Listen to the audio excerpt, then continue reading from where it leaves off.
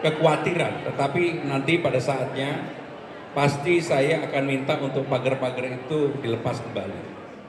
Karena kekhawatiran yang berlebihan juga tidak baik.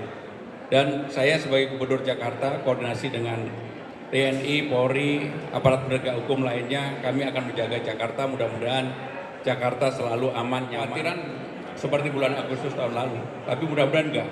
Saya yakin enggak. Media sosial lagi ramai ya Pak, narasi soal ada kerusuhan besar begitu di bulan Agustus. Nah, kalau masyarakat sendiri menanggapinya harus seperti apa sih Pak? Ya ini kan negara demokrasi, memberikan pendapat ya saja, asal jangan merusak, jangan nanti menakutkan masyarakat.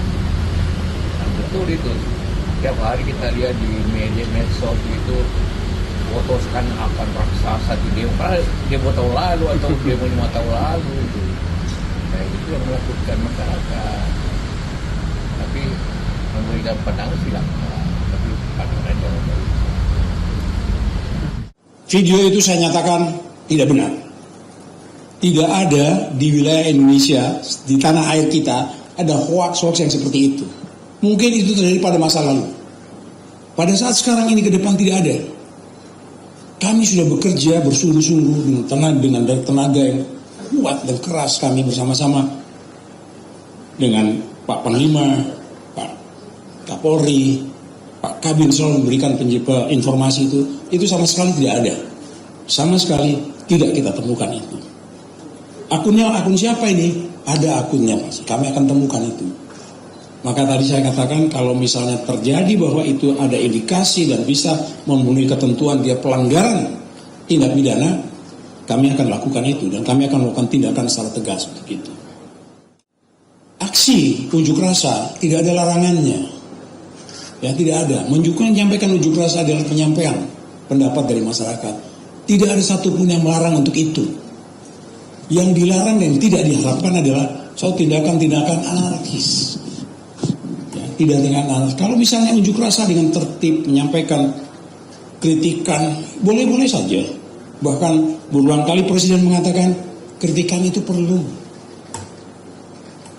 Dan kami meyakini kritikan-kritikan semacam itu sangat menyegarkan buat kami. Sangat menyegarkan. Oleh sebab itu silakan unjuk rasa, tidak masalah. Selama tidak mengganggu kepentingan rakyat, masyarakat luas, selama dilakukan dengan tertib, tidak melakukan perusakan, tidak apalagi sampai dengan pembakaran seperti masa-masa lalu. Ya, ada kantor pemerintahan sempat terbakar atau dibakar, itu sudah tidak ada toleransi buat kami. Ke depan tidak mungkin akan terjadi. Kami akan lakukan itu secara tegas. Mas Budi, dari sisi kepolisian Polda Metro Jaya pastikan tentu menangkap ya, ada sinyal seperti ini, menangkap kekhawatiran, dan tugas utama dari kepolisian adalah mengayomi masyarakat untuk memastikan bahwa tidak boleh ini ketakutan itu berlangsung lama. Apa kira-kira yang sudah disiapkan atau apa yang sudah berjalan antisipasi bahwa satu, pasti kita sepakat tidak boleh ada kerusuhan di bulan apapun? Ya, setuju Mas Yogi.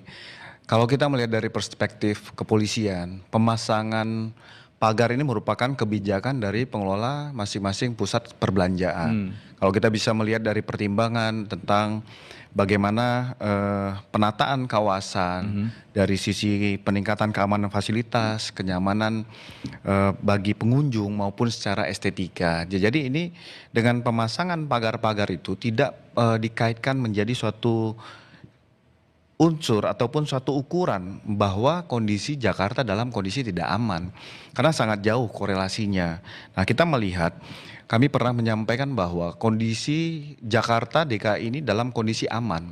Tolak ukurnya bisa kami buktikan dengan melihat bahwa kegiatan-kegiatan pendidikan berjalan dengan baik, kegiatan-kegiatan ibadah juga berjalan dengan baik, kegiatan pusat perbelanjaan juga berjalan dengan baik, dan ini terlihat kegiatan intensitas kerutinan itu juga berjalan dengan baik.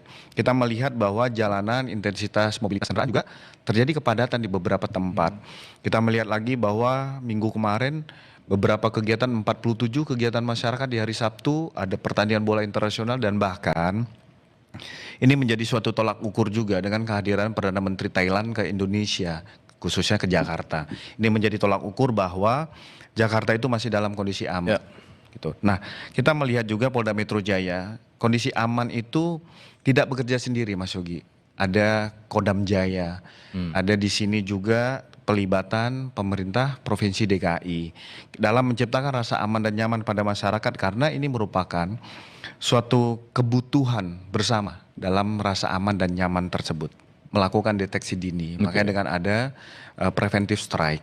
Preventive strike yang sudah berjalan ini dari kepemimpinan Kapolda Metro Jaya, Komjen Asep, ada juga preemptive education. Jadi kita melihat bagaimana mendeteksi dini. Polisi itu berkembang di dalam zaman saat sekarang. Jadi bukan hanya setelah kejadian baru dilakukan penangkapan, tetapi bagaimana upaya kepolisian khususnya Polda Metro Jaya melakukan pencegahan di awal dengan menghitung manajemen risiko. Gitu. Oke. Jadi Kalau Prof nggak melihat siapa sebetulnya yang bermain di situasi seperti ini kemudian melemparkan informasi, apa kan tidak mungkin ya pengusaha-pengusaha mal itu atas inisiatif pribadi, tapi kok bisa serempak?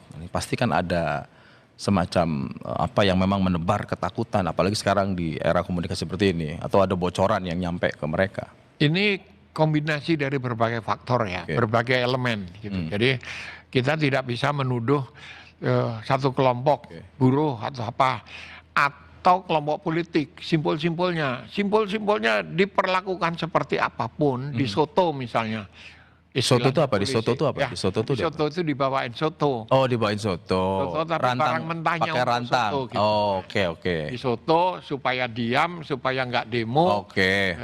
Itu bisa mereduksi, mengurangi derajat tekanannya. Tetapi tidak bisa menghilangkan sama sekali karena alasan-alasan sumbernya itu tidak berhenti setiap hari. Apa itu? Satu, kondisi ekonomi yang sulit gitu ya. Dua, ini yang agak parah sebetulnya. Para politisi, pejabat ngomong seenaknya, tidak ada empati sama sekali pada masyarakat. Iya, pertama saya ingin menyampaikan sebenarnya tadi Prof sudah menyampaikan ada situasi keresahan. Kita dalam situasi tidak baik gitu ya. Terjadinya sebuah krisis, dampak dari sebuah krisis itu adalah ke masyarakat yang mayoritas, yaitu terjadinya kemerosotan atau kepercayaan publik terhadap para penguasa hari ini gitu ya. Kenapa? Berbagai macam regulasi, berbagai macam ruang-ruang demokrasi yang dipersempit gitu ya. Terus kemudian kita bisa lihat dalam beberapa tahun ke belakang tentang berbagai macam bagaimana pemerintah bersama DPR, wakil-wakil rakyat melahirkan berbagai macam regulasi termasuk undang-undang yang justru bukan semakin terjadi perbaikan, justru adalah terjadi kemerosotan gitu ya. Tingkat persoalan perlindungan, pencegahan, bahkan sampai penegakan hukum. Nah, kalau dikatakan bahwa hari ini kita bisa lihat dalam dunia usaha maupun di dalam proses masyarakat keseharian hari ini adalah bagaimana semakin sulitnya masyarakat untuk memenuhi standar kebutuhan dasar mereka. Dampak dari pendapatan yang semakin rendah gitu ya, harga-harga semakin mahal, kemudian kebijakan regulasi yang mau dikeluar tidak lagi melihat bagaimana perspektif Anda mau bilang menjadi bahwa himpitan ekonomi itu sangat makin menguat sementara tidak ada satupun solusi dalam bentuk kebijakan yang muncul. Oh iya, betul gitu. Karena dari berbagai macam kebijakan yang hari ini kita juga sudah sampaikan, tadi Prof juga menyampaikan bagaimana empati para pejabat negara, wakil-wakil rakyat justru kemudian tidak lagi bicara bagaimana solusi dari persoalan rakyat gitu ya, tapi justru kemudian sangat tendensi menyampaikan bahwa seolah-olah masyarakat ini tidak menjadi bagian penting. Siang tadi jajaran Menko Polkam lengkap dengan Kapolri, dengan Panglima menyampaikan dan merespon isu yang hari ini sedang kita bahas di meja ini. Kalau Anda melihat justru dengan respon dari Menko Polkam dengan jajarannya itu bisa, tentu tujuannya adalah untuk menenangkan, merespon ya. Tapi dalam situasi yang komunikasi yang dari berbagai sudut arah muncul terus, apa bukan justru ternyata benar ya karena direspon oleh pemerintah. Sebagai orang yang berpengalaman melihat, karena aksi ini kan pasti dalam perencanaan, gak mungkin ujuk-ujuk. Nah, jangan-jangan ini sudah ketangkap di potensi ancaman keamanannya. Ya, jadi ada yang ke orchestrated ya istilahnya, tapi ada yang fellow traveler. Nah, dalam suatu peristiwa kerusuhan itu yang paling rentan itu fellow traveler ini. Dia digebuki, ketembak segala macam, tapi jangan salah. Aparat juga terancam dalam situasi keotik gitu. Kenapa? Situasi chaos, rusuh. Aparat, saya lihat berapa banyak rekaman video polisi digebuki oleh demonstran. Nah, itu semacam sebetulnya laporan-laporan intelijen itu kan kalau tahap peristiwa itu yang pertama itu sebelum peristiwanya.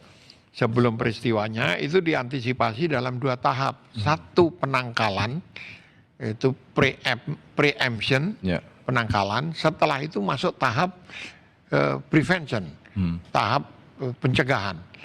Nah, tahap ini sudah terjadi pertarungan tarik ulur antara tahap preemption ini, tahap penangkalan ini.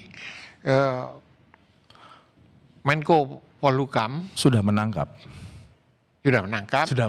dan menangkal, kemudian berusaha menangkal dengan statement dengan publik itu. Artinya bukan sekedar rumor dong bahwa potensi akan rusuh itu sudah ada. Kalau potensi bukan rumor, pasti memang selalu ada. Gitu. Oke. Masalahnya dilakukan mitigasi supaya tidak pecah. Nah, dan jumpa pers siang tadi itu dibentuk bahwa negara hadir untuk mengantisipasi itu. Dan fungsi-fungsi intelijen negara menangkap akan ada itu. Tapi belum tentu itu tidak otomatis lalu bisa diatasi. Tergantung banyak faktor. Contoh nih, lingkungan sekitarnya yang seperti saya bilang udah rusuh, tidak membuat tidak nyaman orang itu. Kan nggak bisa Menko statement. Istilah Prof itu kan rantai kering nih, tinggal ada yang nyiram gitu situasi sekarang. Iya, ada yang nyiram.